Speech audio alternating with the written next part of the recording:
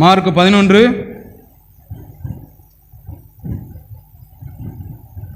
ஏன்னா நான் சாதாரணமான பாஸ்டர் கிட்ட வளரலண்ணா, நான் தெளிவாக நல்ல பாஸ்டர் கிட்ட வளர்ந்துருக்கேன் இல்லையா? அந்த வார்த்தையை எடுத்து தப்பாக என்ன பண்ணிடக்கூடாது. கவனிங்க, மார்க் 11:23. எவனாகிலும் இந்த மலையை பார்த்து, போதும், மலைன்னா என்ன?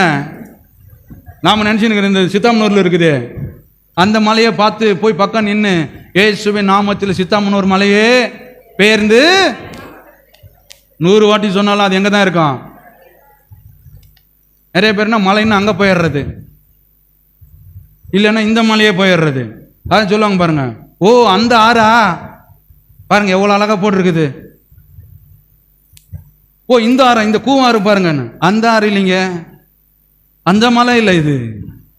இது சொல்ல வர்ற மலை வேற. மலை என்பது வியாதி, மலை என்பது பிரச்சனை, மலை என்பது கடன், மலை என்பது வேலையில்லாத திண்டாட்டம், தரித்திரம்.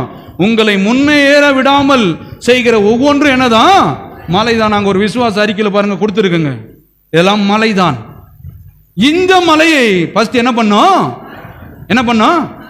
பார்க்கணும், தெளிவாக பார்க்கணும். இந்த மலையினால் நம்ம குடும்பத்தில் என்னென்னலாம் பிரச்சனை, என்னென்னலாம் வேதனை, வலி, இதை பார்க்கணும் ஃபர்ஸ்ட். இது மூலமா என்ன நமக்கு கவலை எல்லாம் பார்த்து தான் சொல்றாரு. எவனாகில்னா என்ன? வெள்ளைக்காரனாயிரு, இந்தியனாயிரு, பாகிஸ்தான்காரனாயிரு, பிஎடா இருக்கட்டும், எம்ஏடா இருக்கட்டும், எம்ஃபிலா இருக்கட்டும், பிஹெச்டியா கூட இருக்கட்டும், யாரானா இரு, எவனாகிலும், எல்லாம் சொல்லுங்க, எவனாகிலும். பணக்காரனாயிரு, பணம் இல்லாதவனாயிரு, அழகுள்ளவனாயிரு, இல்லாத எல்லாருக்கும் தேவ வார்த்தை சமந்தான். எவனாகிலும் இந்த பிரச்சனை என்கிற மலையை பார்த்து, எல்லாம் சொல்லுங்க, பார்த்து. ரெண்டாவது, ஃபர்ஸ்ட் பார்த்தாச்சு, ரெண்டாவது பார்த்ததை இப்ப என்ன பண்ணோம்? நீ பெயர்ந்து சமுத்திரத்தில், பிரச்சனையே என் குடும்பத்தை விட்டு, வியாதியே என் சரீரத்தை விட்டு, தரித்திரமே என் வீட்டை விட்டு, பெயர்ந்து சமுத்திரத்திலே தள்ளு உண்டு போ.